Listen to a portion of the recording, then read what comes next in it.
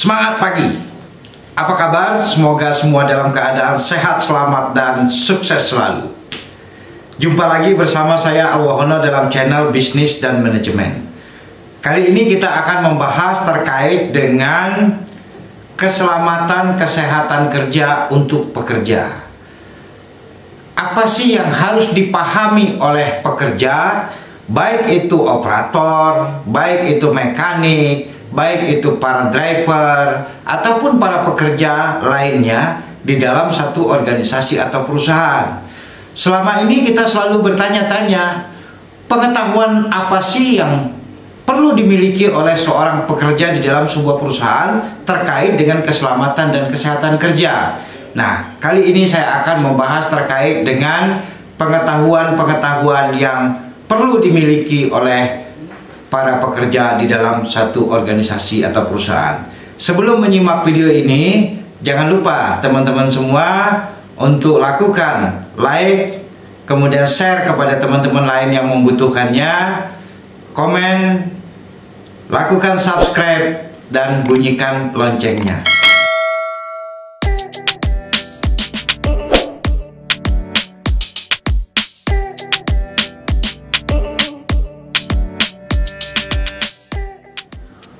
Sahabat bisnis manajemen, kita bekerja di dalam sebuah perusahaan. Tentunya kita paham bahwa menerapkan keselamatan, kesehatan kerja sudah menjadi sesuatu yang wajib dilakukan di dalam sebuah organisasi atau perusahaan. Nah, kita sebagai seorang pekerja, ya, baik itu di pertambangan, baik itu di migas, baik itu di industri, di pabrik-pabrik, maupun di sektor telekomunikasi ataupun sektor konstruksi atau di sektor-sektor yang lainnya. Jadi apa saja pengetahuan keselamatan yang perlu dipahami oleh seluruh pekerja? Saya lakukan identifikasi berdasarkan pengalaman. Setelah sekian puluh tahun saya menjadi instruktur dan konsultan di bidang keselamatan kesehatan kerja. Maka seorang pekerja harus memiliki pengetahuan. Ada 9 pengetahuan yang harus dimiliki oleh seorang pekerja agar pekerja dapat bisa melakukan pekerjaan dengan baik, produktif, sehat, dan selamat. Nah, ke-9 ini apa saja? Yang pertama, pekerja harus memahami dasar-dasar keselamatan dan kesehatan kerja, dasar-dasar K3. Nah, dasar-dasar K3 itu meliputi apa saja? Yang pertama adalah pekerja mengerti tentang pengertian K3. Yang kedua, memahami filosofi K3. Kemudian yang ketiga, memahami tujuan kita melaksanakan K3. Kemudian yang keempat adalah pengertian tentang insiden. Insiden baik berupa kecelakaan ataupun insiden yang masih merupakan nirmis, ya, yang hampir celaka. Kemudian memahami sebab-sebab terjadinya kecelakaan. Kemudian yang keenam, memahami kelistrikan dan permesinan, ya. Kemudian yang ketujuh, memahami dasar-dasar kebakaran yang tentunya disesuaikan dengan tempat kerjanya masing-masing. Yang kedelapan adalah housekeeping atau tata geraha. Jadi bagaimana cara kita untuk mengelola kebersihan, kerapian dari lingkungan tempat kerja kita. Kemudian yang kedua adalah terkait dengan aturan K3. Kita tahu bahwa di dalam satu organisasi atau perusahaan, ya tentunya ya banyak aturan-aturan K3. Nah, apa yang perlu kita pahami? Yang pertama adalah terkait dengan peraturan-peraturan perundangan yang terkait dengan pekerjaan kita. Yang kedua adalah kebijakan keselamatan kesehatan kerja yang berlaku di organisasi atau perusahaan kita. Kemudian yang ketiga adalah memahami standar atau aturan-aturan organisasi di dalam perusahaan di tempat kita kerja. Nah, aturan-aturan dalam organisasi itu mulai dari kebijakan, ada prosedur, ada instruksi kerja, ada job safety analysis, ya, ada formulir-formulir standar yang digunakan. Nah, itu harus dipahami oleh kita semua sebagai pekerja di dalam satu organisasi atau perusahaan. Kemudian yang ketiga adalah bahaya risiko. Kita diminta untuk bisa mengerti apa itu bahaya dan apakah itu risiko. Nah, apakah potensi-potensi bahaya yang mungkin muncul di tempat kita bekerja? Saya melakukan sebuah pekerjaan, nah kira-kira bahayanya apa? Kalau bahaya ini muncul, risikonya apa? Jadi kita sendiri sebagai pekerja harus paham bahaya dan risiko dari pekerjaan kita. Nah, kemudian setelah kita ngerti bahaya risiko, kita memahami bahaya risiko tempat kerja kita, dan tentunya dengan tahu kita bahaya risiko, kita tahu bagaimana cara kita melakukan tindakan untuk menghadapi bahaya risiko yang potensial yang terjadi di tempat kita bekerja. Kemudian yang keempat adalah mengendalikan risiko. Jadi tadi ada, setelah kita memahami bahaya risikonya, nah kita tahu bagaimana cara mengendalikan risikonya agar tidak terjadi sebuah insiden atau sebuah kecelakaan pada diri kita atau teman kerja kita. Kemudian yang kelima, sebagai pekerja di dalam satu organisasi atau perusahaan, kita harus memahami prosedur kerja aman yang berlaku.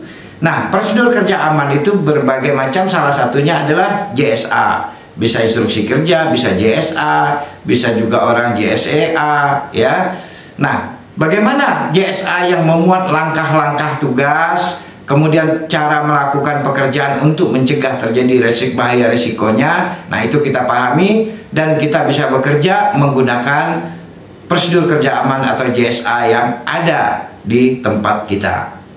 Kemudian berikutnya, yang keenam adalah memahami tentang pertolongan pertama pada kecelakaan. Kita tidak tahu kondisi yang akan terjadi ya di tempat kerja, tapi kita diminta untuk memahami bagaimana caranya kita untuk melakukan pertolongan pertama pada kecelakaan. Jadi kalau kita terjadi insiden atau kecelakaan, nah kita memiliki pengetahuan bagaimana cara memberi pertolongan. Karena kita tahu bahwa sebagian orang mengalami kecelakaan meninggal akibat kita salah melakukan penanganannya. Nah, oleh karena itu semua pekerja diminta untuk dapat memahami bagaimana cara memberikan pertolongan pertama atau menangani pertolongan pertama pada kecelakaan. Kemudian yang berikutnya, yang ketujuh adalah memahami keadaan darurat. Nah, mungkin saja di tempat kita akan terjadi keadaan yang darurat, entah itu longsor kah, entah itu kebakaran kah, atau kejadian-kejadian darurat lain. Kalau kita melakukan sebuah pekerjaan, maka kalau unit kita yang kita gunakan terbakar, maka kita harus tahu apa yang harus kita lakukan. Keluar ke jalur evakuasi dan seterusnya. Kemudian tahu harus berkomunikasi dengan siapa, ya, kontak dengan siapa, menginformasikan terjadi kecelakaan dengan siapa. Kalau kita di dalam gedung, kalau gedung terbakar, nah setiap pekerja yang ada di tempat kerja harus memahami kondisi-kondisi atau keadaan darurat yang mungkin muncul. Jika teman-teman semua menggunakan bahan-bahan kimia, tentu kita harus memahami MSDS atau material data sheet-nya, ya. Sehingga begitu kita terpercik atau terkontak dengan bahan kimia tersebut, kita tahu cara pencegahan keadaan darurat, ya, sesuai dengan apa yang ditulis di dalam MSDS. Kemudian yang berikutnya, sudah tentu dalam melakukan pekerjaan, sebagai langkah terakhir kita untuk melakukan pencegahan atau pengendalian risiko tadi adalah dengan menggunakan APD. Nah, alat pelindung diri harus dipahami oleh semua pekerja. Yang pertama, tahu alat pelindung diri apa yang digunakan untuk melakukan pekerjaan. Terus yang kedua, bisa menggunakannya. Terus yang ketiga adalah bisa merawatnya. Jadi alat pelindung diri yang kita gunakan harus kita jaga dan harus kita rawat sehingga kondisinya tetap layak untuk digunakan dalam melakukan pekerjaan. Contoh, misalnya kita bekerja ketinggian, berarti ada full body harness segala macam. Kalau seandainya kita tidak lakukan perawatan, maka mungkin akan cepat rusak, ya. Sepatu safety apalah terkait dengan alat peralatan keselamatan harus kita jaga. Kemudian yang terakhir adalah yang harus dipahami oleh pekerja adalah apabila terjadi sesuatu kecelakaan atau insiden, maka teman-teman semua harus tahu bagaimana cara melaporkan kecelakaan itu atau melaporkan insiden. Jadi lapornya harus kemana, ya, tindakan yang harus diambil seperti apa. Nah, inilah kesembilan hal ya yang harus dikuasai oleh seluruh pekerja yang ada di lingkungan organisasi atau perusahaan. Jadi teman-teman tidak lagi perlu bertanya, apa sih saya sebagai seorang operator, saya sebagai seorang pekerja, apa sih K3 yang harus saya lakukan? Karena K3 mungkin ilmunya sangat luas, maka kita sebagai pekerja, sebagai operator, sebagai mekanik atau tenaga teknisi apapun di dalam organisasi perusahaan, yang diminta ya apa yang harus kita pahami, cukup teman-teman semua memahami 9 ini. Ya, saya permudah kepada teman-teman saya semua dengan cara saya membuat infografis seperti yang ada pada video berikut ini, sehingga dapat membantu kita semua, dapat dijadikan panduan kita di lapangan ya, atau kita ambil satu lembar dari infografis, kita udah tahu ya di manakah yang saya belum pahami, di manakah saya yang kurang, sehingga ke-9 aspek itu bisa kita kuasai semua, dan teman-teman semua menjadi tenaga-tenaga yang menguasai keselamatan kesehatan kerja. Semoga tidak terjadi insiden dan kecelakaan tempat kerja kita, dan semuanya kita dalam keadaan sehat, selamat, dan semoga teman-teman sukses selalu. Sahabat-sahabatku semua, jangan lupa ya like, share, komen, dan bagikan kepada teman-teman yang lain ya, para pekerja yang lain, sehingga kita terhindar dari kecelakaan dan produktivitas kita menjadi lebih baik. Semoga bermanfaat. Sampai jumpa pada video-video berikutnya. Semangat pagi!